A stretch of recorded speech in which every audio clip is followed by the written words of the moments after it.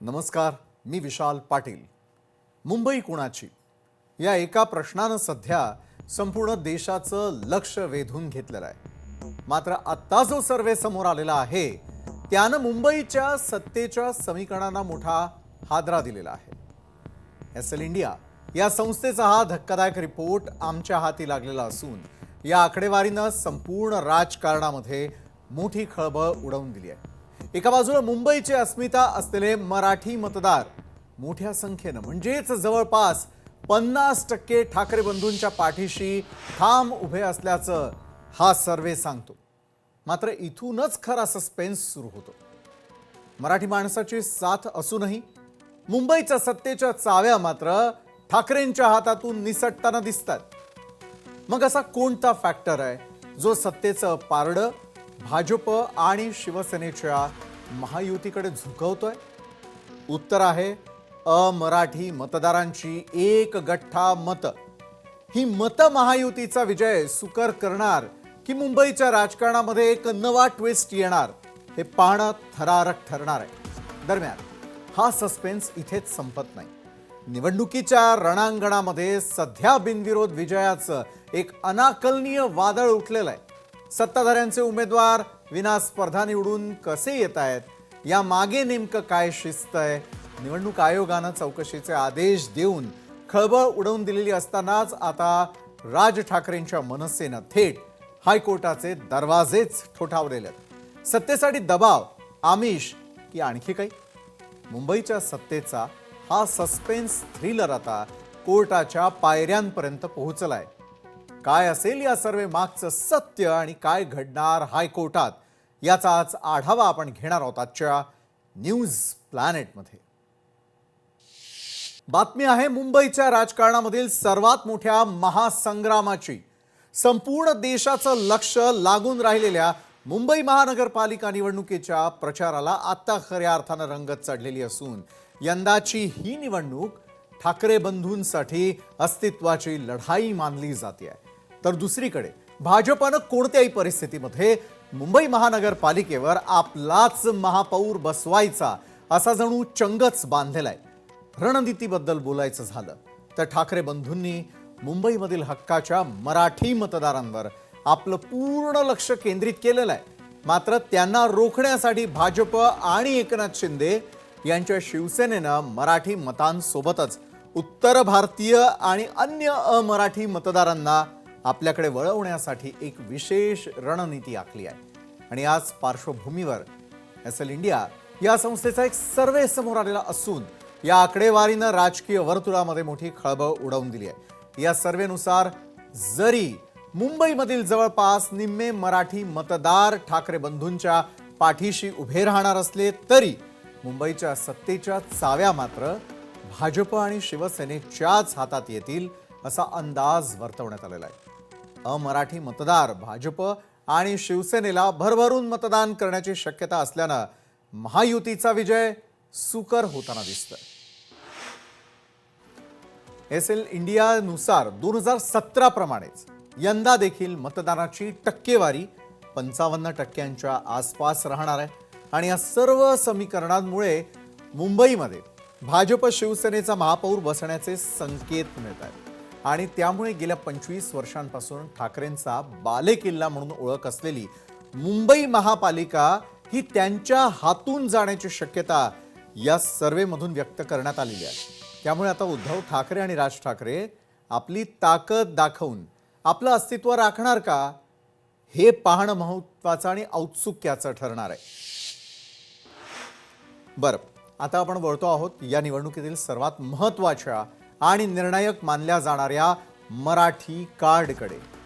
मुंबई महानगरपालिकेच्या 2026च्या निवडणुकीमध्ये तुम्ही कुणाला मतदान करणार, या प्रश्नावर मराठी मतदारांनी दिलेला कौल राजकीय समीकरणांची उलथापालथ करणारा आहे. या सर्वेनुसार 44% मराठी मतदार हे ठाकरेंची शिवसेना आणि मनसेला मतदान करण्यास इच्छुक दिसत आहेत. दुसरीकडे भाजप आणि एकनाथ शिंदे यांच्या नेतृत्वातील युतीला 42% मराठी मतदारांची पसंती मिळते. म्हणजेच ठाकरे बंधूंच्या पेक्षा भाजप शिवसेनेची युती ही अवघ्या 2% मागं आहे.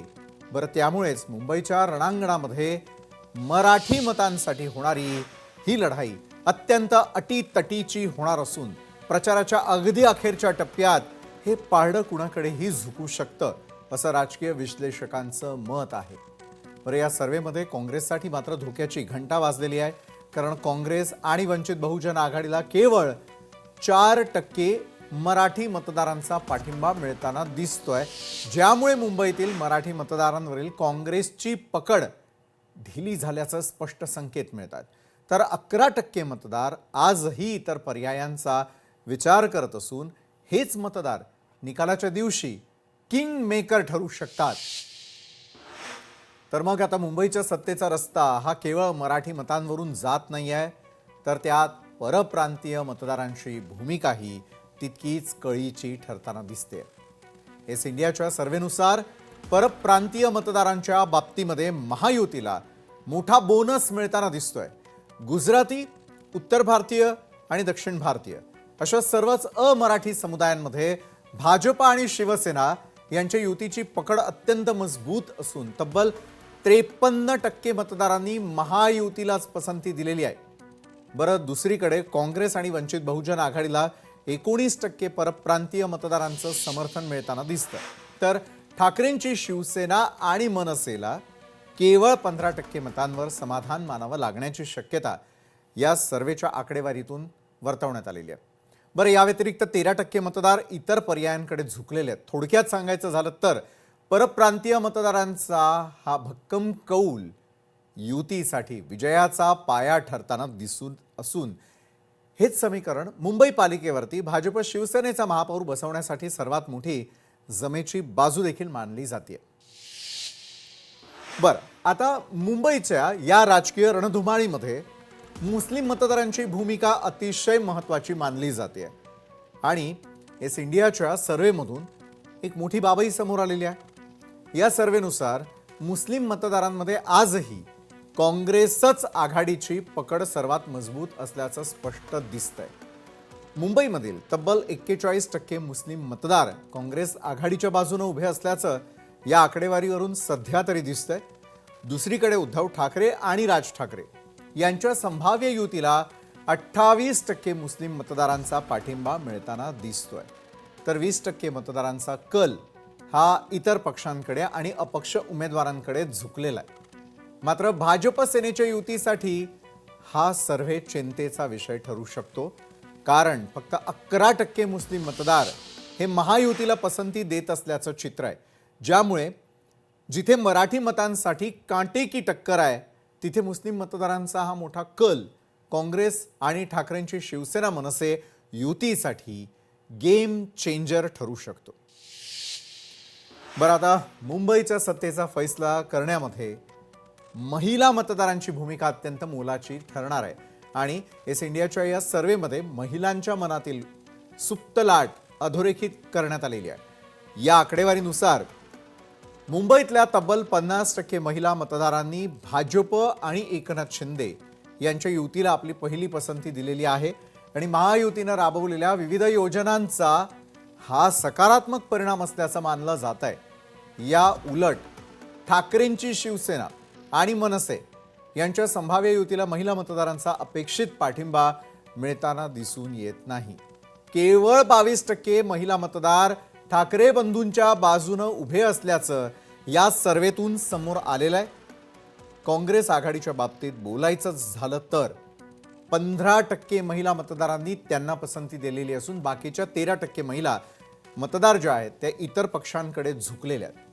बरं, महिला मतदारांमधील महायुतीचं हे वर्चस्व ठाकरे बंधूंसाठी नक्कीच चिंतेची बाब असून या मोठ्या वर्गाला आपल्याकडे वळवण्यासाठी त्यांना आता विशेष कष्ट घ्यावे लागणार आहेत.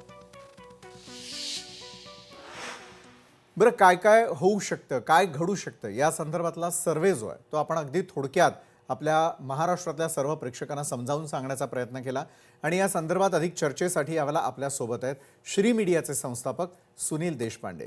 सुनील जी, आपलं स्वागत आहे. सर्वसामान्यांना तर आपल्या मनासारखं सरकार जरी हवं असलं तरी आपण आज मुंबई महापालिकेचा आलेला सर्व्हे हा प्रत्येक राजकीय पक्षाचे डोळे उघडणारा अशा स्वरूपाचा आहे. बरं, आता सर्वच राजकीय पक्ष अक्षरशः कानात तेल टाकून समोर बसलेले असतील. त्याचबरोबर मतदारांना आपल्याकडे आकर्षित करण्यासाठी जंग जंग पछाडताना आपल्याला मुंबईतल्या रस्त्यांवरती पाहायला मिळतात. मात्र एकंदरीत अशा प्रकारचा सर्वे आल्यानंतर येत्या निवडणुकांचे निकाल नेमके कशा स्वरूपाचे असतात याविषयी आपण पुढची आता चर्चा करूयात. सुनीलजी नमस्कार. नमस्कार. ऍक्च्युली हा जो सर्वे केलाय ना याच्यामध्ये त्यांनी प्रत्येक जातीनिहाय मतदारांचा कल सांगितलेला आहे. बरोबर आहे. आता याच्यामध्ये मराठी मतदार हा सर्वात महत्वाचा आहे आणि त्याच्यामध्ये जर 42% शिवसेना भाजपला जर मतं मिळत असतील तर ती फार मोठी संख्या आहे जी शिवसेना भाजपला मतं मिळते आणि त्याचा फायदा हा भाजपला किंवा शिवसेनेला महायुतीला होण्याची स्पष्ट चिन्ह आहे. बरोबर आहे. याच्यामध्ये सर्वात महत्वाची बाब काय आहे, जो मुस्लिम मतदार आहे, जो ठाकरेला मोठ्या प्रमाणावर ठाकरेच्या शिवसेनेला मोठ्या प्रमाणावर मागील लोकसभेला मतदान केलं होतं त्या मतदारांनी, हा हा तो मतदार आता त्यांच्यापासून काँग्रेसमुळे डिवाइड झालाय. बरं. म्हणजे जो एक गठ्ठा महाविकास आघाडीकडे तो मतदार असला असता, काँग्रेस जर शिवसेनेसोबत आणि मनसेसोबत असली असती तर जी घासून लढत झाली असती ती आता होण्याची शक्यता कमी आहे. म्हणजे कमी म्हणजे त्यात त्याचे अंदाज थोडे चान्सेस कमी झालेत, कारण की फार मोठा चंक मुस्लिम मतदारांचा हा तो शिफ्ट झालाय तो काँग्रेसकडे. म्हणजे 41% मतदार जर काँग्रेसला मतदान करत असेल मुस्लिम मतदार, तर त्याचं फार मोठं नुकसान हे ठाकरे गटाला किंवा ठाकरेंच्या शिवसेनेला होण्याचे इथं स्पष्ट संकेत आहेत. बरं. दुसरं, उत्तर भारतीयमध्ये मात्र एक गमतीशीर प्रकार झालेला आहे, महत्वाचा झालेला आहे. तो उत्तर भारतीय जो मतदार आहे तो 53% जरी भाजप शिवसेनेला मिळत असला तरी 19% काँग्रेसकडे जातोय. म्हणजे काँग्रेसला मतदाराचा मोठा एक युपीचा मतदार हा शिवसेनेसोबत काँग्रेस न राहिल्यामुळे भाजपला नुकसानदायी आहे तिथं काही प्रमाणामध्ये स्पष्टपणे. त्याचा फायदा होता. पण ओव्हरऑल जर या सर्वेचा जर आपण एक हे पाहिला तर भाजपला मोठ्या प्रमाणावर फायदा होताना दिसत आहे. मुस्लिम मतदार डिवाइड झाले म्हणजे जे शिवसेना ठाकरेंचं जे बलस्थान होतं मराठी मतदार प्लस मुस्लिम त्यांचं जे कॅल्क्युलेशन आहे ते इथं कमी पडताना दिसते. कारण 28% मुस्लिम मतदार आणि 44% मराठी मतदार यांच्या जीवावर त्यांना महापालिकेमध्ये सत्ता आणता येणार नाहीये. आणि पुन्हा उत्तर भारतीय मतदार फार कमी प्रमाणामध्ये त्यांना पाठिंबा देतोय. म्हणजे उत्तर भारतीय मतदार फक्त 15% ठाकरेंना पाठिंबा देतोय आणि उत्तर भारतामध्ये अमराठी मतदार, तर तो एक त्यांना मोठा, कारण अमराठी मतदार फार मोठ्या प्रमाणावर मुंबईमध्ये मला वाटतं 29% उत्तर भारतीय आहेत आणि 15-16% गुजराती मारवाडी हा मतदार आहे. त्याच्यामुळं याच्यातला फार मोठा चंक हा भाजपकडे जातोय, काँग्रेसकडे थोडा जातो आणि सर्वात कमी ठाकरेंकडे जातोय. त्याच्यामुळे साहजिकच आगामी महानगरपालिकेचं जर चित्र पाहिलं तर भाजप शिवसेना नंबर 1 वर म्हणजे त्यांची सत्ता येताना स्पष्टपणे यातून दिसतंय. ठाकरे आणि मनसे हे जे त्यांनी एक तयार केलेले सध्या, आता इथून पुढे त्यांना कितपत ऍक्सेप्टन्स मिळतं ते मराठी मतदारामध्ये, पण तो आत्ताच्या घडीला तरी मागे राहताना दिसतात आणि मोठ्या फरकाने मागे राहतील असं वाटतंय. काँग्रेसमुळे त्यांना इथं मोठं नुकसान होताना स्पष्ट दिसतंय. बरोबर आहे सुनीलजी. मात्र सगळ्यात मोठी भिस्त जी होती की यावेळेला भाजप आणि शिंदेची शिवसेना हे दोघे उभे असताना त्यांच्यासमोर सगळ्यात मोठं आव्हान होतं ठाकरे बंधूंचं. मात्र ज्या प्रकारे आपण बघतोय की मराठी असतील, अमराठी असतील, मुस्लिम मतदार असतील, स्त्रिया असतील, ज्या यावेळेला खूप महत्त्वाची भूमिका या संपूर्ण मतदान प्रक्रियेमध्ये बजावणार आहेत, त्यांची जरी आपण आकडेवारी पाहिली एक धक्कादायक खुलासा होताना दिसतो की एका बाजूला काटेकी टक्कर तर आहेच, मात्र महापौर पद जे आहे ते भाजप आणि शिवसेनेला या ठिकाणी भूषवण्याची संधी असल्याचा हा सर्वे यावेळेला सांगताना दिसतोय. खूप प्राथमिक अंदाज आहेत खरं तर हे सगळे, कारण येत्या काळामध्ये कुठला पक्ष कशा प्रकारे आपल्या पद्धतीनं त्या ठिकाणी मतदार राजाला खुश करून आपल्या बाजूला वळवण्यामध्ये यशस्वी ठरतो त्यावरती पुढची गणितं ठरताना दिसून येतील.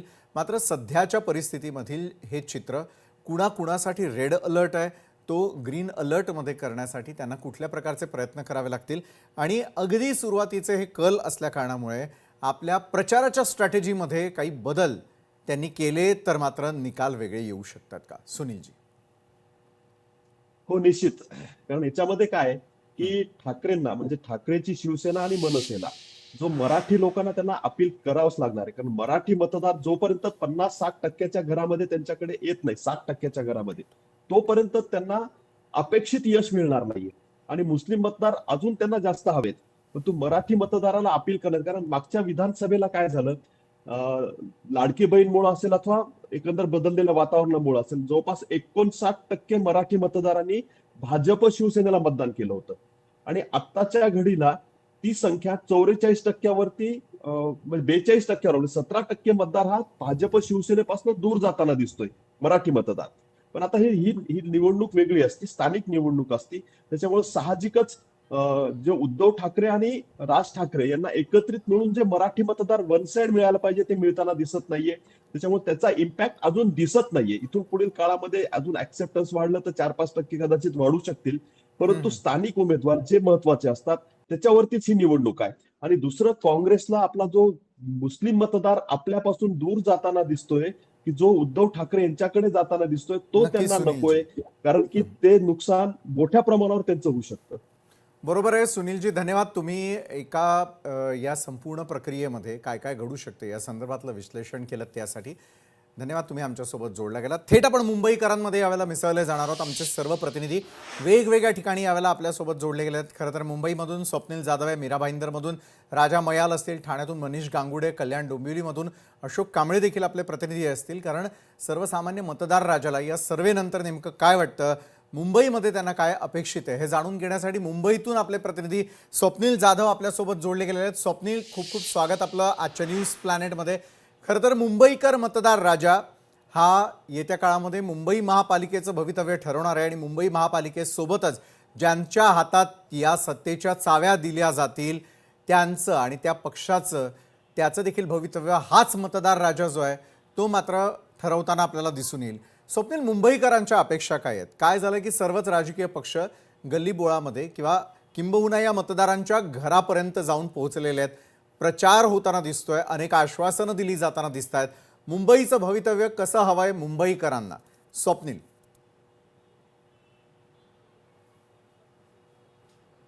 विशाल सर, नक्कीच सर्वच राजकीय पक्ष हे मतदार राजापर्यंत पोहोचलेले आहेत, मतदार राजाच्या उंबरठ्यापर्यंत पोहोचलेले आहेत. मात्र या मतदार राजाला काय हवंय काय नको हे विचारलं गेलेलं नाहीये. आपण लोकशाहीच्या माध्यमातून त्यांना हे विचारतोय, त्यांना कसं हवंय मुंबईचं भवितव्य, मुंबईवरती नक्की त्यांना कोण हवंय. आपल्यासोबत काही सामान्य नागरिक सुद्धा आहेत, मूर्तिकार सुद्धा आहेत. लालबाग परळमध्ये मराठी बहुल भाग आहेत, त्यामधील हे मूर्तिकार आहेत.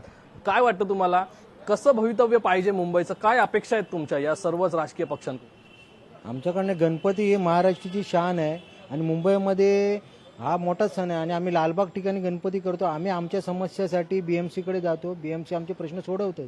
त्या पद्धतीत ज्या आमच्या अपेक्षा आहेत त्या पूर्ण व्हाव्यात. कोणी राजकीय पक्ष असून देत, त्यांनी गणपतीसाठी काहीतरी करावं, ही आमच्या दृष्टीने फार मोठी गोष्ट आहे. मूर्तिकारांच्या या अपेक्षा आहेत, खरं तर त्यांच्या दृष्टीने त्या अपेक्षा आपण बघतोय. एक सामान्य नागरिक म्हणून तुमच्या काय नक्की अपेक्षा आहेत, मुंबईकर म्हणून काय अपेक्षा आहेत? नाही, नक्कीच मुंबईकर म्हणून मुंबईत काहीतरी प्रगती व्हावी. मुंबई ही सुशिक्षित आहे, सुशिक्षित लोकांच्या आज वाटेवरती चालणारी मुंबई आहे. आज मुंबई एकत्र व्हावी, मुंबईतला मराठी माणूस एकत्र व्हावा म्हणून आज ठाकरे बंधूंनी लढा दिला. आज त्या बंधूंनी लढा दिल्यानंतर आज त्यांचा एक मोर्चा झाला की दुबार निवडणूक यादी जोपर्यंत सुधरत नाही तोपर्यंत निवडणुका होऊ देणार नाही, अशा प्रकारचा नारा दिला गेला. आणि अशा प्रकारचा आज मोर्चा, भला मोठा मोर्चा, आज त्याच्यामध्ये आम्ही सुद्धा मतदार राजा म्हणून सहभागी झालो. पण आज त्या सुद्धा मोर्चाला कुठच्याही प्रकारे शासनाने दुभाजलं गेले नाही आणि आज निवडणुका होत आहेत. म्हणजे दुबार मतदार यादी बाजूला झाली का? हाच प्रश्न आहे खरं तर. दुबार मतदार यादी असेल किंवा मूर्तिकारांचे प्रश्न असतील, सामान्य नागरिकांचे प्रश्न जे आहेत ते सोडवले गेले पाहिजेत आणि त्यासाठी लढणारा नगरसेवक पाहिजे, असं खरं तर या सर्व सामान्य नागरिकांच्या प्रतिक्रिया पाहायला मिळतात. बरोबर आहे स्वप्नील. म्हणजे एका बाजूला मराठी मतदार जो आहे तो मराठीच्या बाजूनं तर आहे, मात्र त्यांना मुंबईमध्ये विकासही तितकाच अपेक्षित आहे आणि विकासासोबतच मुंबईकरांची स्वप्न पूर्ण करणारं सरकार यावं अशी सध्या तरी मुंबईकरांची इच्छा असल्याचं दिसतं. धन्यवाद स्वप्नील, तुम्ही आमच्यासोबत जोडला गेलात त्यासाठी. मुंबईकरांचं नेमकं काय म्हणणं होतं हे जाणून घेतल्यानंतर आता आपण थेट जातोय मीरा भाईंदर या ठिकाणी. राजा मयाल आमचे प्रतिनिधी त्या ठिकाणी आपल्यासोबत जोडले गेलेले आहेत. राजा मयाल, मीरा भाईंदर महापालिकेच्या निवडणुकीकडे देखील सगळ्यांचं लक्ष आहे, कारण जास्तीत जास्त अमराठी माणूस हा मीरा भाईंदर परिसरामध्ये असल्याचं दिसून येतं. दुसरीकडे त्या ठिकाणी प्रचार सभा सुरू असताना मीरा भाईंदर महापालिकेवरती मात्र अमराठी महापौर येणार या दृष्टीनं झालेल्या वक्तव्यांनी अक्षरशः महाराष्ट्रातील सर्वच महापालिकांचं रान पेटवलेलं होतं. राजा मयाल त्या ठिकाणी असलेले विविध जाती धर्माचे आणि विविध भाषांचा वापर करणारे, त्यांची बोलीभाषा वेगळे असलेले अनेक मतदार त्या ठिकाणी आहे. मीरा भाईंदरमध्ये नेमकं एकंदरीत चित्र काय असू शकतं, लढती संदर्भातलं काय हवंय मीरा भाईंदरकरांना जाणून घ्या राजा. मीरा भाईंदरचे काय स्थानिक नागरिक झालं बरोबर आहे, त्यांच्याशी जाणून घेऊ की त्यांची काय मागणी आहे, काय बोलणार ते या विषयावर. तर काय बोलणार मीरा भाईंदरची जी चुनाव आहे, तर काय लागतं तुमची स्थानिक लोकांच्या काय मुद्दे आहेत? आजकाल आज जे चाललंय प्रॉब्लेम चाललाय, मेन प्रॉब्लेम जो चाललाय सगळं घरात ते पाण्याचा प्रॉब्लेम आहे. पाणी इकडे कम्प्लीट येत नाही, 24 तासानंतर येतं, 48 आवर्स नंतर येतं. ठीक आहे, हा सगळ्यात मेजर प्रॉब्लेम येतो. त्यामुळे ना घरात हा सगळा मेजर प्रॉब्लेम माझ्यासाठी पाण्याचा मेन प्रॉब्लेम. यासोबत आमच्यासोबत जे इकडचे स्थानिक आहे अतुल सिंह जी, त्यांचं इतर भी क्या बोलेंगे इस समय मीरा भाईंदर की चुनाव कर रहे हैं, मीरा भाईंदर को पूरा महाराष्ट्र कहते हैं, सभी जाति धर्म के लोग हैं। तो जिस तरह से कृपा शंकर सिंह ने कहा था कि यहाँ का महापौर जो है उत्तर भारतीय होना चाहिए, क्या बोलेंगे इसमें और यहाँ के स्थानिक मुद्दे क्या है? अभी देखने जाए तो मीरा भाईंदर में आप अगर ऐसा बोलते हैं कि यहाँ पे केवल उत्तर भारतीय हो या मुंबई में उत्तर भारतीय हो, ऐसा बोलना बिल्कुल गलत है। और जहाँ तक रही मेरा जो सबसे मेजर फोकस रहेगा वो ये रहेगा कि रीडेवलपमेंट के लिए यहाँ की पुराना बिल्डिंग के जितने भी सोसाइटी होल्डर हैं प्लस जितने भी फ्लैट ओनर हैं वो सब राह देख रहे हैं कि कब हमारा रीडेवलपमेंट हो। कोई गवर्नमेंट आती है बोलती है क्लस्टर योजना चालू रहेगा, कोई गवर्नमेंट आती है क्लस्टर योजना बंद होगा। तो किनकी कौन सी स्कीम है वो हमको कंफर्म नहीं है। तो हम तो राह देख रहे हैं, भाई बीएमसी आएगी, नोटिस मारेगी और बिल्डिंग को इलीगल कर देगी या बिल्डिंग को धोखादायक कर देगी। तो बिल्डिंग धोखादायक आप तो कर दिए, लेकिन बिल्डिंग में रहने वालों की समस्या कौन सुनेगा? तो ना तो यहाँ के स्थानीय नेता सुनते हैं, ना यहाँ की बीएमसी सुनती है। बस भगवान भरोसे छोड़ दिया गया है कि कोई भी पब्लिक जहाँ जाती है मरने दो, कुछ भी फर्क नहीं पड़ता है। तो रीडेवलपमेंट की समस्या सबसे ज्यादा है मीरा भाईंदर में। भाईंदर के जो पुराने एरिया है उसमें एग्जिट पॉइंट और एंट्री पॉइंट एक सिंगल है, जिसमें कि आप डेली के डेली जाम की समस्या है। तो बिल्डिंग को अगर रीडेवलपमेंट करके तुरंत के तुरंत, अगर 25 से 30 साल की बिल्डिंग है उसको धोखादायक से बाहर निकाला जाए, रीडेवलपमेंट के लिए अच्छे से अच्छा प्लान बना के इसको अच्छे हाथों में देके अच्छे बिल्डर लाके, या अगर गवर्नमेंट भी कुछ सुविधा हमको देती है तो सेल्फ रीडेवलपमेंट के लिए हम आगे जा सकते हैं। अच्छा सर, आणखीन करायचं काय बोलणार मीरा भाईंदर याबद्दल तुम्हाला काय तुम्हाला वाटतं काय मुद्दे होणार आहेत? या मीरा भाईंदरच्या निवडणुकीमध्ये मुद्दे असे आहेत की पाण्याचा विषय प्रलंबित आहे. नक्कीच राजा मिळाल. प्लस आपले रोडचे मुद्दे आहेत. इकडे पाण्याचा मुद्दा खूप दिवसापासून, ही मूलभूत सुविधा आहे भाईंदरची, ही खूप वर्षापासून प्रलंबित आहेत. ह्याच्यावर लोकांनी नेत्यांनी विचार करावा. फक्त इलेक्शन पुरते येणार, वादे वगैरे करून जाणार, पण तो मुद्दा प्रलंबित आहे. मेन मुद्दा पाण्याचाच आहे. तुम्ही बघितलं चालेल की इथे लोक मत मांडलं आपलं की ह्या लोकांना इथे पाणीचा विषय आहे, रिडेव्हलपमेंटचा आहे, या विषयावर लोकांमध्ये नक्कीच बेसिक मुद्दे जोपर्यंत पूर्ण होत नाही तोपर्यंत आपण महापालिकेमध्ये कुणाला निवडून देणार हा प्रश्न मीरा भाईंदरकरांवरती आहे. धन्यवाद राजा मायाल, तुम्ही आमच्यासोबत जोडला गेलेला होतात. अगदी मुंबईपासून हाकेच्या अंतरावरती असलेलं ठाणे शहर, ठाणे हा खरं तर बालेकिल्ला मानला जातो. तो म्हणजे एकनाथ शिंदे यांचा, राज्याचे उपमुख्यमंत्री आहेत ते, त्यांच्या थेट महापालिकेमध्ये आपण जाऊयात. मनीष गांगुडे आपले प्रतिनिधी यावेळेला आपल्यासोबत आहेत. मनीष, मुंबईकरांचं झालं, मीरा भाईंदरकरांचं झालं, मात्र ठाणं देखील न भूतो न भविष्यती अशा प्रकारे बदलताना आपल्याला पाहायला मिळत आहे. मात्र आलेल्या सर्व्हेनंतर अनेक प्रकारची राजकीय समीकरणं ही मतदार राजासमोर आहे. कुणाला असेल ठाणेकरांची पसंती? शिवसेनेला, भाजपला, उद्धव बाळासाहेब ठाकरेंच्या शिवसेनेला, की दोन राष्ट्रवादींपैकी एक, की मनसे? कुठल्या पर्यायाला सर्वाधिक पसंती आहे ठाणेकरांची?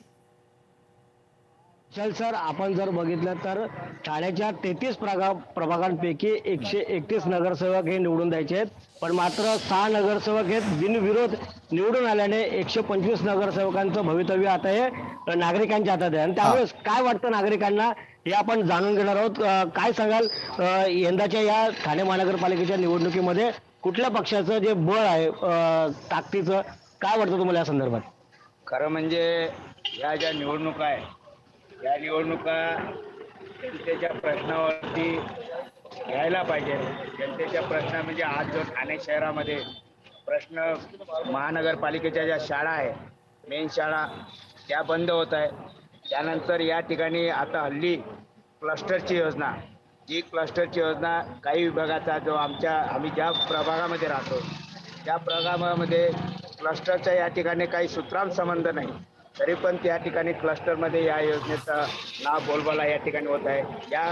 हे अनेक प्रश्न आहेत आणि ह्या निवडणुका आता 9 वर्षापासून पहिल्यांदा होत आहे. या 9 वर्षामध्ये एक जुनी पिढी आणि एक नवी पिढी या ठिकाणी असा समन्वय आहे. परंतु हे जे राजकारण जे आहे हे राजकारण असं गलिच्छ होऊन गेलेलं आहे की पूर्वी जरी सत्ताधारी असले तरी ते विरोधकाच्या मताला ते म्हणजे ते जाणून घ्यायचे, त्यांच्या चांगल्या सूचना जाणून घ्यायच्या.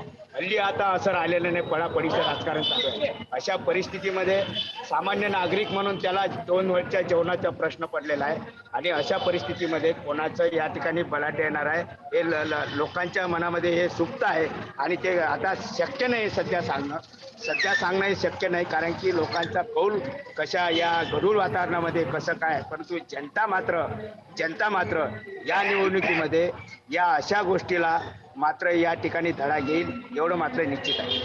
दादा काय सांगाल, तुम्हाला काय वाटतं कुठलं पक्षाचं जे बळ आहे ते महापालिकेत आपल्याला दिसून येते?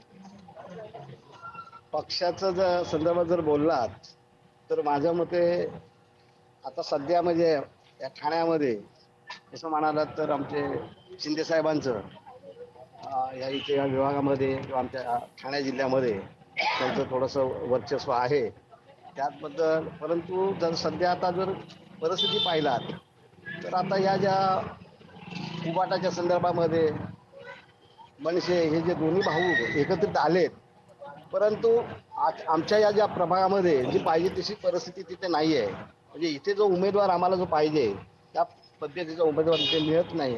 आणि माझं जर वैयक्तिक मत बोललात तर या विभागामध्ये जो प्रश्न आहे तो महत्त्वाचा प्रश्न म्हणजे कसं असतं की ज्या लोकांना काय पाहिजे आहे की इथे एक पाणी, स्वच्छता, मुलांसाठी खेळाचं मैदान आणि ट्रान्सपोर्टची म्हणजे वाहतुकीची व्यवस्था. परंतु आता सध्या ज्या आम्ही प्रभागामध्ये उभा आहोत या ठिकाणी आज आम्ही ज्या म्हाडामध्ये ज्या परिस्थिती पाहिलात तर एवढी गंभीर आहे. तर मी जे कोणी जो आमचा नगरसेवक या विभागात निवडून येईल त्याला माझं आव्हान असेल की इथे ही परिस्थिती आहे ती पूर्ववत आली पाहिजे. मुलांसाठी खेळाचं मैदान इथं राहिलं पाहिजे, शाळेची व्यवस्था झाली पाहिजे आणि वाहतुकीची व्यवस्था आहे. जी कोंडी जर समोर जर आमच्या इथे बघा तर एंट्रन्सला एवढी गर्दी असते की इथे येताना जाताना वयोवृद्ध लोकांना सुद्धा त्रास आहे. तर अशा गोष्टीचं जरा या येणारे जे कोणतेही जो उमेदवार येऊ द्या, सेनेचा येऊ द्या किंवा बीजेपीचा येऊ द्या, परंतु जो येईल त्यांनी चांगलं काम करावं एवढीच माझी इच्छा आहे आणि माझं मत. दादा काय सांगशील, तुला काय वाटतं की ठाण्याच्या या संपूर्ण घडामोडीमध्ये राजकीय नाट्य देखील बघायला मिळतात, पण मात्र यामध्ये काय वाटतं ते? थोडक्यात सर्वप्रथम आपल्या व्यवस्था सस्नेह नमस्कार. सगळ्या महापालिकेचं बिगुल वाजलेलं आहे आणि ठाणे महानगरपालिका ही मुंबई महानगरपालिका नंतरची तुम्ही म्हणू शकाल एक पैशाचा खणखणाट असलेली किंवा पैशाचा फ्लो असलेली महापालिका आपण म्हणू शकतो. त्याच्यामुळे या नगरपालिकेमध्ये निवडून येणारे नगरसेवक हे अत्यंत योग्य असावेत आणि जे पैशाचा योग्य वापर करून त्याचा फ्लो सामान्य नागरिकापर्यंत कसा पोहोचवतील. गरजा कुठल्या असतात आपल्या, एक तर एज्युकेशन, मेडिकल फॅसिलिटीज आणि इन्फ्रास्ट्रक्चर.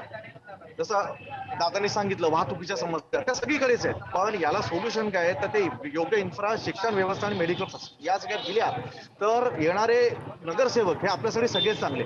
पण तुम्ही प्रत्यक्ष मला विचाराल तर ठाणे हे सुरुवातीपासून शिवसेनेचा बालेकिल्ला राहिलेला आहे. पण मागच्या काही वर्षी भारतीय जनता पार्टीचं देखील काम उत्कृष्टरित्या इकडे चालू आहे. आणि तुम्ही खरं म्हणायला गेला तर युती झाल्यामुळे मी स्पष्टच सांगेन की शिवसेना भाजपा युती कदाचित एकतर्फी ठाण्यात तरी विजय मिळवेल आणि सगळ्यांचं समर्थन त्याला असेल नसेल हा दूरचा भाग. पण जे निवडून येतील त्यांना आमच्या सगळ्यांमार्फत एकच सांगणे, ज्या प्रकारे तुम्हाला सगळे मदत करतात किंवा निवडून देतात तर तुम्हीही त्यांना योग्य सहकार्य करा. प्रभागातील कामं, तो आमचा खास करून प्रभाग क्रमांक 5 आहे, या 5 मधली जी कामं आहेत ती तुम्ही मार्गी लावा आणि हे येणारे नगरसेवक लावतीलच अशी अपेक्षा आम्ही बाळगतो. आणि खरंच ही आमची इच्छाही पूर्ण होईल. तुमच्या चॅनलच्या माध्यमातून सगळ्या नागरिकांना विनंती करतो, योग्य उमेदवार निवडा, सुशिक्षित उमेदवार निवडा, सक्षम उमेदवार निवडा आणि आपल्या बरोबर आहे मनीष, विभागाच्या एकतर किंवा सुशिक्षित प्रभागाच्या त्या व्यक्तीला ठिकाणचा चालना द्या. उमेदवार असावा ही माफक अपेक्षा. दुसरीकडे त्यांच्या सर्वसामान्यांच्या गरजा पूर्ण करणारा अशा प्रकारचं सरकार महापालिकेत सत्तेत यावं एवढीच त्यांची माफक अपेक्षा आहे. धन्यवाद मनीष, तुम्ही आमच्यासोबत जोडल्या गेलात आणि ठाणेकरांचं मत जाणून घेतलं त्यासाठी. त्यानंतर थेट जाणार आहोत कल्याण डोंबिवलीमध्ये. अशोक कांबळे आपले प्रतिनिधी आपल्यासोबत आहे. अशोक, कल्याण डोंबिवलीकरांच्याही वर्षानुवर्षाच्या त्याच समस्या आहेत. सर्वसामान्यांना पाणी नाही, व्यवस्थित रस्ते नाही, इन्फ्रास्ट्रक्चर नाही, अनेक वेळेला लोड शेडिंगला सामोरं जाणं असेल किंवा योग्य प्रकारची घरं नाही आहेत, क्लस्टर डेव्हलपमेंटचा मुद्दा असेल, अशा अनेक समस्यांसाठी कल्याण डोंबिवली महापालिका ओळखली जाते. कल्याण डोंबिवली महापालिकेतील सर्वसामान्य नागरिकांचा कल कोणत्या पक्षाकडे सर्वाधिक आहे? अशोक. विशाल सर बरोबर आहे. महाराष्ट्रासह कल्याण डोंबिवलीमध्ये देखील जे स्थानिक स्वराज्य संस्थेच्या निवडणुकीचं बिगुल वाजलेलं आहे, रणधुमाळी सुरू झालेलं आहे. कल्याणमध्ये देखील सगळ्या पक्षांनी आपली कंबर कसून प्रचाराला सुरुवात केलेली आहे. परंतु कल्याणचा जो विकास आहे त्याबद्दल आपण कल्याणचे जे नागरिक आहेत त्यांच्याकडून जाणून घेऊया की ह्या निवडणुकीबद्दल तुम्हाला काय वाटतं, विकासाबद्दल काय वाटतं आणि कुठल्या पक्षांनी सत्तेत यावं, काय आपल्याला वाटतं. आपण आता जाणून घेऊया. आपल्याजवळ कल्याणचे नागरिक आहेत, समाजसेवक आहेत. सर काय सांगाल, आता ज्या निवडणुका चालू आहेत त्या निवडणुकीबद्दल आपण काय सांगाल? निवडणुकांमध्ये त्याच प्रश्नांवरती परत परत बोललं जातं. पाणी, गटार, पायवाटा, सेक्रेटाईज, बाकडे याच विषयावरती 25 वर्ष याच विषयावरती बोलतात. आता या विषयावरती बोलणं झालं, या इलेक्शन मध्ये पण ह्याच विषयावरती बोलणं होणार, याच्या पुढच्या इलेक्शन मध्ये पण ह्याच विषयावरती बोलणं होणार. 2-2.5 वर्षापूर्वी शिवसेना अखंड होती, बीजेपी त्यांच्या बरोबर होती. विकास साधायचा तर त्यांनी साधायला पाहिजे होता ना आतापर्यंत. नक्कीच अशोक. साधला नाही कोणताही.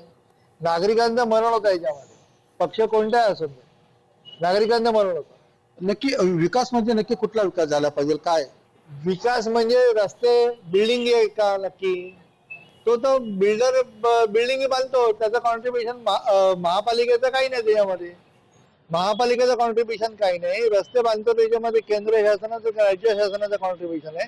महापालिकेचं कॉन्ट्रीब्युशन फक्त केबिन सजवणं, पगार घेणं, पेन्शन घेणं एवढंच आहे का? त्याच्यापर्यंत काही कॉन्ट्रीब्युशन नाही आहे.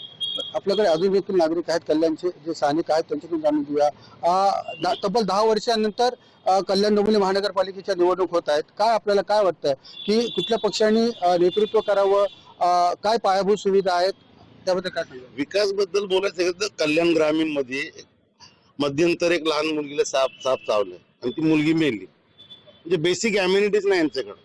हॉस्पिटलच्या सुविधा आहेच नाही, अजून रस्त्याच्या बरोबर सुविधा आहेच नाही. आता जसं घाणेकर साहेबांनी सांगितलंय, हे सगळं कॉर्पोरेशन मध्ये जे आहे ते बिल्डर वगैरे त्यांचं कामं करतात. हे फक्त आपलं कॅबिन सजवायचं, कमवायचं यांचं काम आहे. विकास काय अजिबात झाला नाही. कल्याण डोंबिवलीचा विकास झाला नाहीये.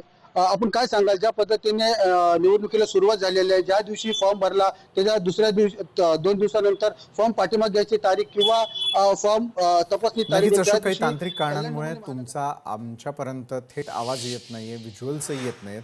धन्यवाद तुम्ही दिलेल्या सविस्तर माहितीसाठी. मुंबई, मीरा भाईंदर, ठाणे आणि कल्याण डोंबिवली या सगळ्या ठिकाणचा आपण सर्वे करण्याचा प्रयत्न केला. सर्वेमध्ये एक गोष्ट स्पष्ट होताना दिसते की नागरिकांना आता उबग आलेला आहे पुन्हा पुन्हा त्याच प्रश्नांची उत्तरं शोधण्याचा.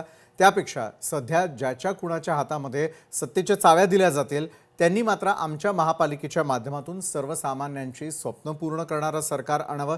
सर्वसामान्यांचे रोजचे प्रश्न जो मार्गी लावेल त्याच्याच हाती आपण सत्तेच्या चाव्या देणार असल्याचं स्पष्टपणे बोलताना ते लोकशाही मराठीशी दिसून आलेलं आहे. महापालिका निवडणुकांच्या रणधुमाळीमध्ये महायुतीनं मतदानाआधीच मोठी आघाडी घेतली आहे. राज्यभरातून महायुतीचे तब्बल 66 उमेदवार बिनविरोध विजयी झालेले असून यात भाजपनं सर्वाधिक बाजी मारलेली आहे. भाजपचे 44 उमेदवार विनास्पर्धा निवडून आलेले आहेत, तर एकनाथ शिंदे यांच्या शिवसेनेचे 22 उमेदवार बिनविरोध विजयी झालेले आहेत. बरं, विशेष म्हणजे अजित पवारांच्या राष्ट्रवादी काँग्रेसचे 2 तर इस्लामिक पार्टीचा 1 आणि एका अपक्ष उमेदवारानंही बाजी मारली आहे. मतदानाआधीच मिळालेला हा विजय विरोधकांसाठी मात्र मोठा धक्का मानला जात असून या निकालांमुळे महायुतीचा आत्मविश्वास द्विगुणित झालेला आहे. मात्र असं असताना देखील या प्रकरणी काही तक्रारी प्राप्त झाल्यावर राज्य निवडणूक आयोगानं बिनविरोध निवडणुकांची चौकशी करण्याचे आदेश दिलेले आहेत. चौकशी पूर्ण होईपर्यंत कोणत्याही बिनविरोध विजयी उमेदवाराच्या विजयाची अधिकृत घोषणा केली जाणार नाही. तसंच बिनविरोध निवडीच्या प्रक्रियेवर आता निवडणूक आयोगाची करडी नजर असणार आहे. बरं, उमेदवारांना धमकावून, आमिष दाखवून तसंच बळजबरीनं अर्ज मागे घेण्यास भाग पाडण्यात आलेला आहे का, याची देखील सखोल चौकशी करण्याचे आदेश आयोगानं दिलेले आहेत. बरं, विशेषतः मुंबईसह संपूर्ण राज्यातील संवेदनशील भागांतून आलेल्या तक्रारींची गंभीर दखल घेण्यात आलेली असून स्थानिक निवडणूक अधिकाऱ्यांकडून यावर सविस्तर अहवाल मागवण्यात आलेला आहे. बरं, या तपासामध्ये नियमबाह्य प्रकार आढळल्यास संबंधित अधिकाऱ्यांवर कडक कारवाई करण्याचा इशाराही आयोगातर्फे देण्यात आलेला आहे. तर कल्याण, डोंबिवली, पिंपरी चिंचवड, जळगाव आणि संभाजीनगरमध्ये सत्ताधाऱ्यांचे उमेदवार ज्या पद्धतीनं बिनविरोध निवडून आलेले आहेत त्या विरोधात आता मनसेनं उच्च न्यायालयामध्ये धाव घेतलेली आहे. निवडणूक आयोगाकडून दिलासा न मिळाल्यानं आम्ही वकील असीम सरोदे यांच्यामार्फत याचिका दाखल केली अशी माहिती मनसेचे नेते अविनाश जाधव यांनी हायकोर्टाबाहेर दिली आहे. मनसेच्या मागण्या काय आहेत? तर बिनविरोधाबाबत हायकोर्टामार्फत पारदर्शक चौकशी व्हावी, राजकीय दबावाची सखोल चौकशी करावी, आमिष आणि धमक्यांची तपासणी व्हावी, निवडणुकांसाठी नवीन मार्गदर्शक तत्व हवीत, भविष्यातील गैरप्रकार रोखण्यासाठी देखील नियमावली असायला हवं. कारण मनसेकडून दाखल करण्यात आलेल्या या याचिकेमध्ये मनसेकडून काही मागण्या करण्यात आलेल्या आहेत ज्या आपण टेलिव्हिजन स्क्रीनवर यावेळेला पाहतोय. जसे की बिनविरोध उमेदवार निवडीमागची प्रक्रिया पारदर्शक आहे का याची चौकशी उच्च न्यायालयाच्या देखरेखीखाली झाली पाहिजे. उमेदवारी अर्ज मागे घेण्यासाठी राजकीय दबाव, पैशांचा आमिष आणि धमकी देण्यात आलेली आहे का याची देखील चौकशी झालीच पाहिजे.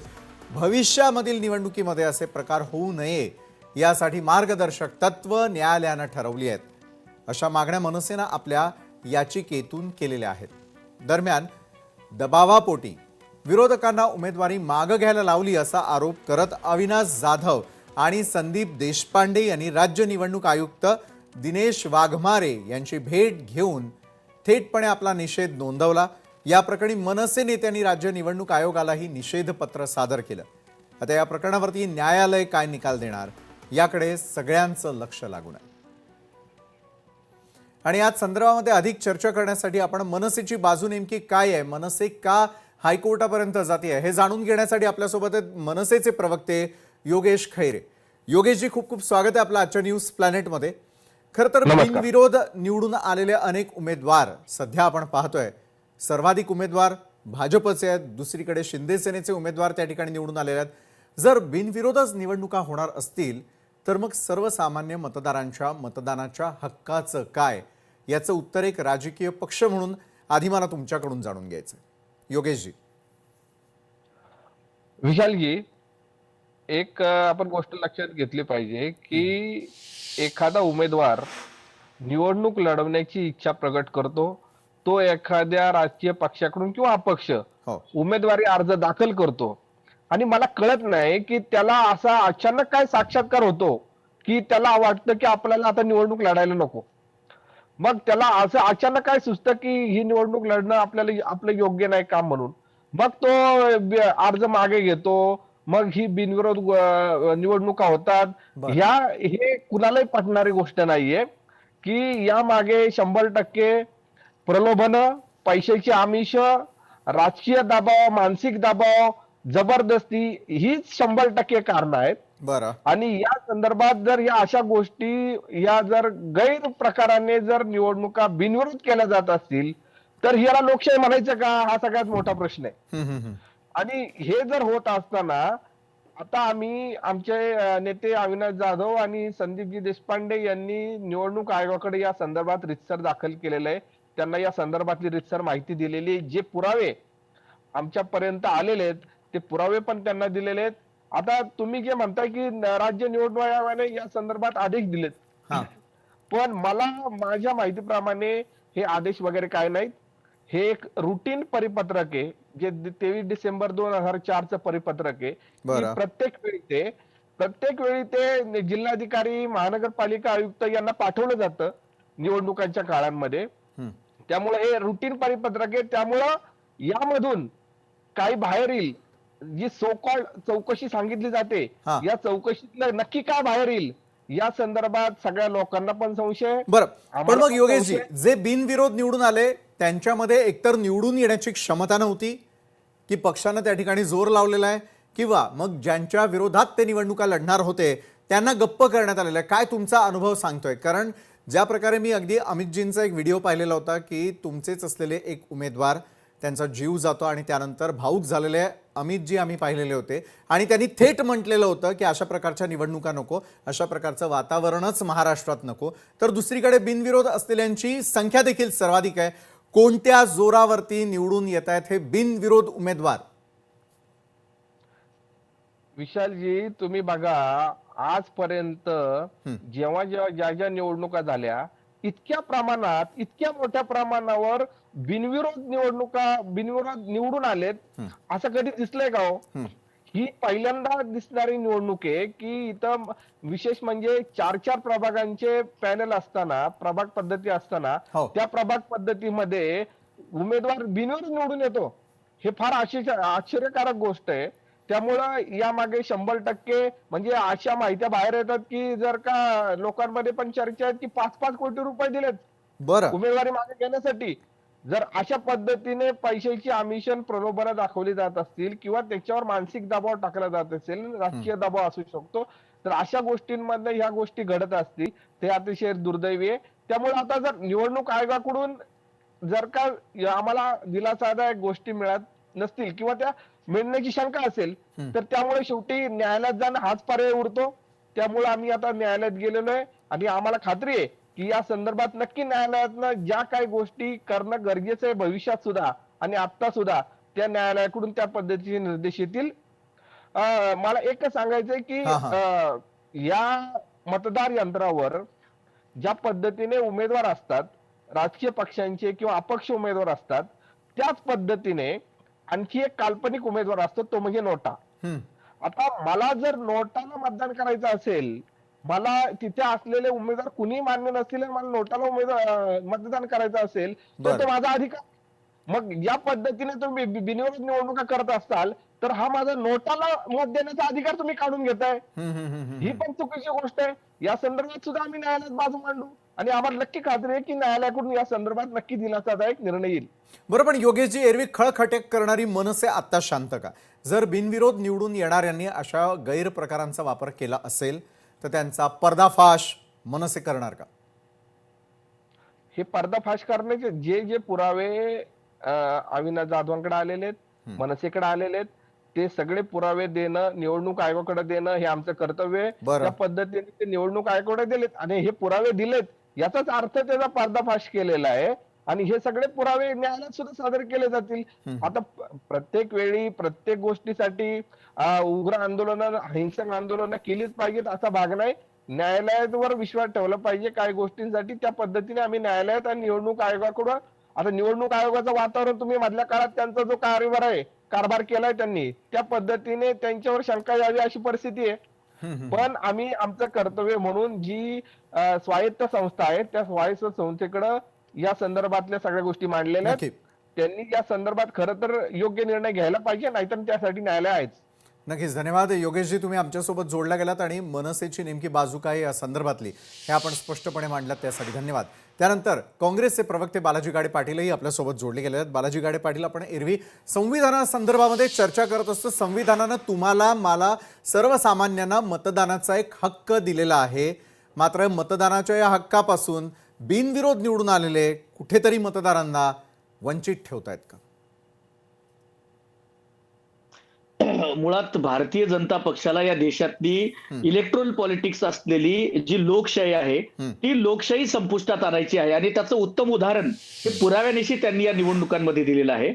अगोदर म्हणजे ही त्यांची लिटमस टेस्ट आहे, म्हणजे लोकांच्या रिॲक्शन्स नेमक्या कशा असणार आहेत हे ते सातत्यानं प्रत्येक निवडणुकीमध्ये भाजप चेक करतेय आणि अगदी त्यांच्या परीक्षेवरती या देशातली जनता खरी उतरते की काय, हा राजकीय पक्षाचा कार्यकर्ता आणि या देशाचा नागरिक म्हणून मला शंका यायला लागलेली आहे. कारण त्यांच्या कुठल्याही प्रकारच्या केलेल्या कांड किंवा त्यांच्या घाणेरड्या राजकारणावरती या देशातला सुजाण नागरिक हा शांत राहून जर बघणार असेल तर या देशामध्ये काही कालांतराने आता 66 उमेदवार बिनविरोध निघाले. कालांतराने या निवडणुका संपुष्टात आणून संविधानाला यांना गुंडाळून ठेवून बाजूला पुन्हा एकदा या देशामध्ये राजेशाही निर्माण करायची आहे. ही परिस्थिती एकंदरीत आपण पाहतोय आणि त्या दिशेनं या देशाची वाटचाल सुरू झाली आहे आणि हे फार भयावह आहे विशालजी. कारण जे मुंबईतलं जे आम्ही ऐकतोय, मला एक सांगा, जर बिनविरोध एवढं चालेल, त्या 66 लोकांच्या मी याद्या पाहिल्या, नावं वाचली, त्यांनी काय असं फार मोठं ते काय कोणी समाजसेवक नाहीयेत की बाबा आता याला नगरसेवक केलं तरच इथला विकास होणार आहे, अशा उद्देशानं नाहीये. तर जोर जबरदस्ती, पैशाचा वापर, त्याचबरोबर धमक्या आणि वेळ प्रसंगी प्रशासन या सगळ्यांचा वापर करून हे 66 44 भाजपचे आणि 22 शिंदे गटाचे हे जे लोक निवडून आले ते सत्तेचा वापर करून धमकावून आणि पैशानं ही विकत घेतलेल्या जागा आहेत. नंबर 1. दुसरा मुद्दा, काल जी व्हिडिओ क्लिप समोर आली, विधानसभेचे अध्यक्ष जे अत्यंत बहुमानाचं संविधानिक पद आहे, हा, राहुल नार्वेकर, गावगुंडासारखं, एक तर ते अगोदरच त्यांची जी भाषा आहे त्या पदाला न शोभणारी अत्यंत उद्धटपणे वागणारा माणूस म्हणजे राहुल नार्वेकर आहे. राहुल नार्वेकरांनी रस्त्यावरती गावगुंडांसारखं एखाद्या बिग्रेट पिक्चर मधला हिरो जसा धमकी देतो स्वतःच्या पदाचा वापर करून, तसं राज्यातले ज्येष्ठ नेते हरिभाऊ राठोड जे ऑलरेडी पूर्वी भाजपमध्ये होते, आता ते आपमध्ये आलेले आहेत काहीतरी, तर त्यांची सिक्युरिटी काढून घेण्यासाठी ते धमकी देतात आणि ते फोन करतात आणि त्या व्हिडिओत ते पुढे म्हणतात की तुम्हाला बांबून फटकेच्या फटके देऊ आम्ही या ठिकाणावरती किंवा लोक फटके देतील. आणि हरिभाऊ त्यांना विचारतायत की फॉर्म पाठीमागे घेण्याची एक लोकशाहीमध्ये प्रक्रिया आहे आणि त्या प्रक्रियेनुसार, नियमानुसार आणि संविधानानुसार या सगळ्या गोष्टी झाल्या पाहिजेत. त्यावरती अशा प्रकारे सत्तेतले लोक म्हणजे स्पीकरने बाहेर येऊन कुठल्या तरी पक्षाचा दस्ती घालून, झेंडा घालून किंवा गमछा घालून प्रचार करावा हे पहिल्यांदा महाराष्ट्रात घडतंय आणि हा सत्तेचा, संसाधनांचा गैरवापर आहे. यातून लवकरच लोकशाही व्यवस्था संपुष्टात येईल. पण आम्ही ही प्रक्रिया जिवंत राहावी यासाठी आज महाराष्ट्र नवनिर्माण सेना जी लढाई लढते तीच लढाई देखील आम्ही देखील भाजपच्या विरोधामध्ये लढत राहू. बरोबर आहे. तुम्ही भाजपच्या विरोधात लढताय, निवडणूक आयोगापर्यंत आवाज तुमचा जाणार आहे का? कोर्टामध्ये तुम्ही जाणार आहात का? मनसेनं तर थेट आता या संदर्भातली याचिका देखील केलेली आहे. अगदी थोडक्यात. नाही, याच्यामध्ये विशालजी मला तुम्हाला सांगायचंय की निवडणूक आयोग ही भाजपची विंग म्हणून काम करतोय. आता काय मागे राहिलेलं नाही, सगळ्यांच्या समोर आलेला आहे. उरला प्रश्न कोर्टात जाण्याचा. तर अलीकडच्या कालखंडामध्ये म्हणजे सर्वसामान्य महाराष्ट्रातल्या नागरिकाचे चव्हाट्यावर भांडणं होतात तेव्हा पूर्वी तो म्हणायचा की मी तुला कोर्टात खेचेल. आता ते सुद्धा म्हणायची कोणी हिंमत करत नाहीये, कारण त्या यंत्रणांवरती विश्वास राहिला नाही. कारण भाजप या सगळ्याच यंत्रणांचा वापर हे स्वतःच्या सत्तेच्या सोयीसाठी करते. पण आम्ही लोकांमध्ये जाऊ आणि जनांदोलन उभा करू आणि भाजप लोकशाही संपुष्टात आणण्यासाठी जे कट कारस्थान करते ते आम्ही उघडं पाडू आणि या देशामध्ये अशी मोगलाई आणि आरेरावी भाजपला आम्ही करू देणार नाही. आम्ही त्याच्या विरोधामध्ये उभा राहू. बालाजी गाडे पाटील, तुमचा मुद्दा मला लक्षात आला. धन्यवाद, तुम्ही आमच्यासोबत जोडला गेलात त्यासाठी. खरं तर महाराष्ट्राच्या या महापालिकांच्या निवडणुकांमध्ये कोण कोण कुठे आणि कशा प्रकारे बिनविरोध निवडून आलेले त्या आकडेवारीवरती अगदी थोडक्यात एक नजर टाकूयात. तर एकंदरीतच महायुतीचे सर्वाधिक बिनविरोध निवडून आलेले आहेत. कल्याण डोंबिवलीमध्ये 20 उमेदवार, जळगावात 12, ठाण्यामध्ये 7, पनवेलमध्ये 7, भिवंडीमध्ये 8 उमेदवार, धुळ्यामध्ये 4, अहिल्यानगरमध्ये 5, पुण्यात 2 आणि पिंपरी चिंचवडमध्ये 2 उमेदवार हे बिनविरोध निवडून आलेले आहेत. महायुतीचे सर्वाधिक बिनविरोध उमेदवार आपण यावेळेला आपल्या टेलिव्हिजन स्क्रीनवर पाहतोय.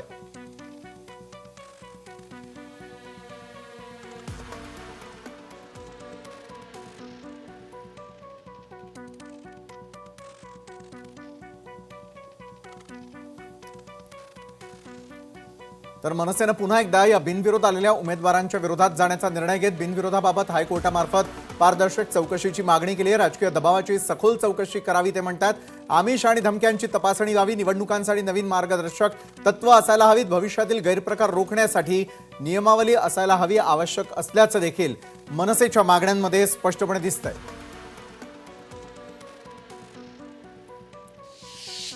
तर महायुतीचे सर्वाधिक उमेदवार निवडून आल्यानंतर महायुतीचे याबाबत काय म्हणणं हे जाणून घेण्यासाठी प्रदीप पेशकर आपल्याबरोबर भाजपचे प्रवक्ते जोडले गेलेले आहेत. नमस्कार आणि स्वागत आपलं प्रदीपजी. खरं तर महायुतीने ही किमया कशी काय साधली? विरोधकांचा थेट आरोप हा भाजपवरती आहे. लोकशाही संपवण्याचा आरोप ते आपल्यावरती करतात. महायुतीचे सर्वाधिक बिनविरोध उमेदवार कशा प्रकारे काय निवडणुका जिंकून येतात हा त्यांचा प्रश्न आपल्याला. प्रदीपजी, खरं तर विरोधकांना आता कुठल्या विषयावर निवडणूक लढायची हा प्रश्न निर्माण झालेला आहे.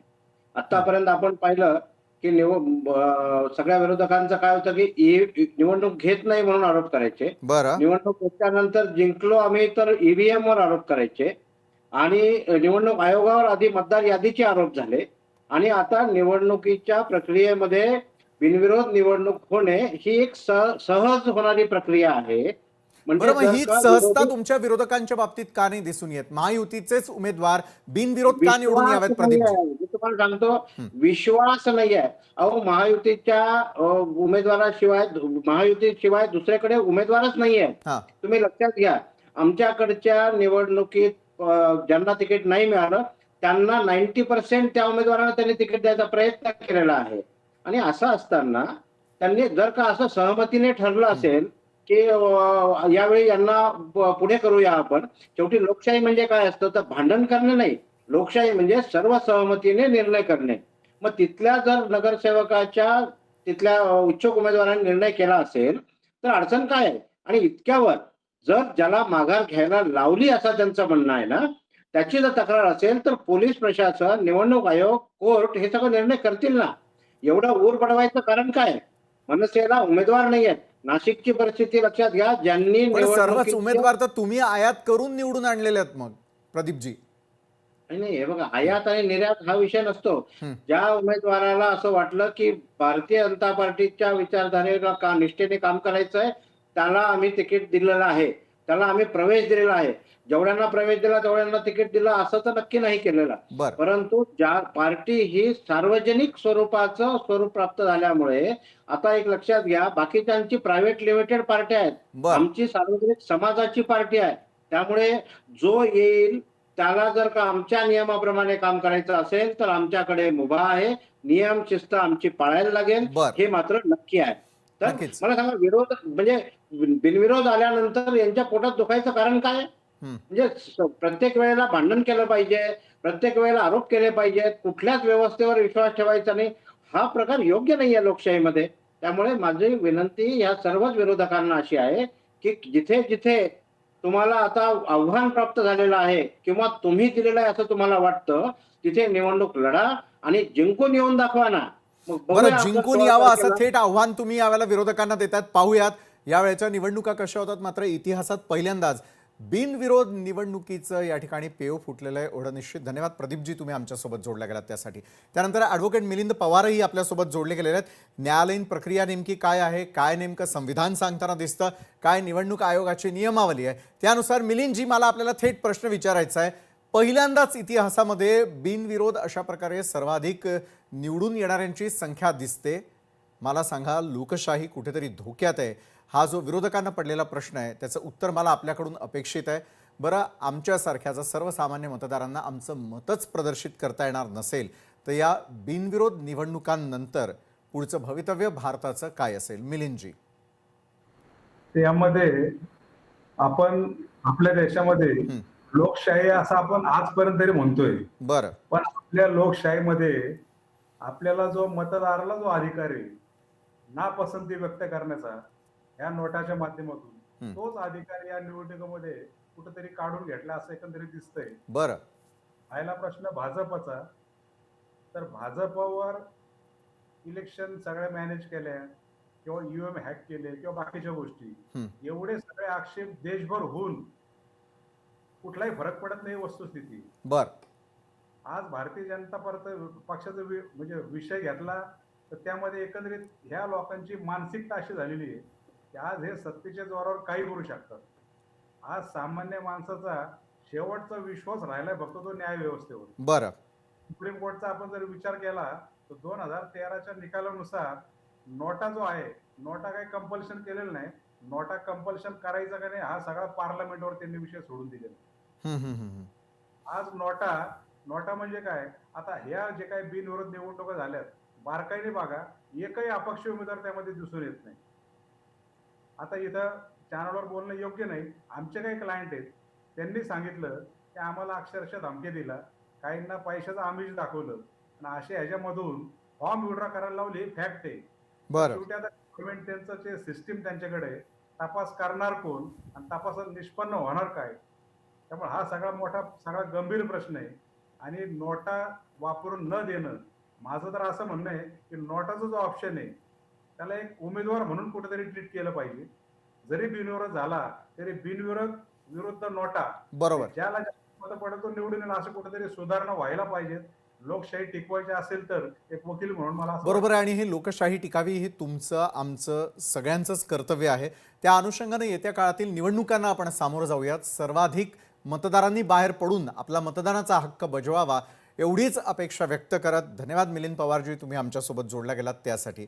इतकीच अपेक्षा व्यक्त करूयात की ही लोकशाही टिकवून ठेवायची असेल तर तुमच्या वॉर्डमध्ये असलेला जो योग्य उमेदवार तुम्हाला वाटतोय, जो प्रगती साधू शकतो, जो तुमचे प्रश्न मांडू शकतो, त्या प्रश्नांची उत्तरं शोधू शकतो, अशा मतदाराला विजयी करण्यासाठी मतदानाचा हक्क तुम्ही बजवावा, एवढीच अपेक्षा व्यक्त करत आजच्या न्यूज प्लॅनेटमध्ये वेळ झाली इथंच थांबण्याची.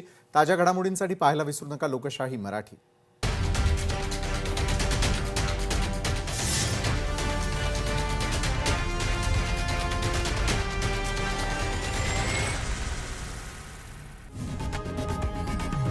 लोकशाही मराठी ऐका, पहा, जागरूक रहा.